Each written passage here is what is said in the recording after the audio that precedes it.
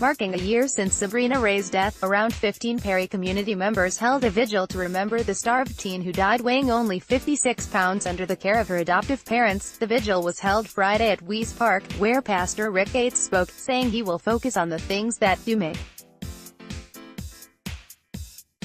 sense to him as he and others come to grips with how the circumstances surrounding Ray's death could have taken place in their town. Misty Ray, 40, and her husband, Marc Ray, 41, are charged with the death of Sabrina Ray after the 16-year-old was found unresponsive May 12, 2017 at their home in Perry. The couple took in Sabrina as a foster child in 2011 and adopted her in 2013. Both adoptive parents pleaded not guilty to the several felonies they are charged with. Sabrina Ray, who was found dead in her home in Perry on May 12, 2017, is seen in an undated photo, special to the register, on top of fostering children. The couple also owned a daycare called Rays of Sunshine Daycare, which they ran out of their home. This was especially troubling for the organizer of the event, Amanda Howard, 35, whose children attended the daycare. More, the short, troubled life of Sabrina Ray, who died at 16 in Perry. Howard, along with other community members, had a tree and bench placed in the park in the teen's honor.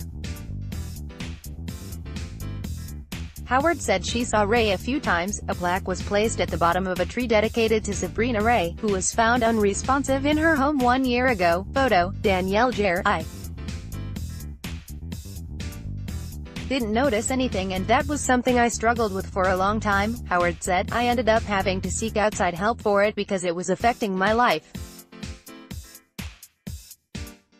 It was affecting my family's life. Gates told attendees he wanted to focus on 3 things: love, hope and forgiveness. The last part of his speech, he said, "People will have the most trouble with most of us don't come here tonight thinking about forgiveness," Gates said. More. He compared not forgiving someone to taking poison and expecting someone else to die. Forgiveness doesn't mean condoning the actions, he said.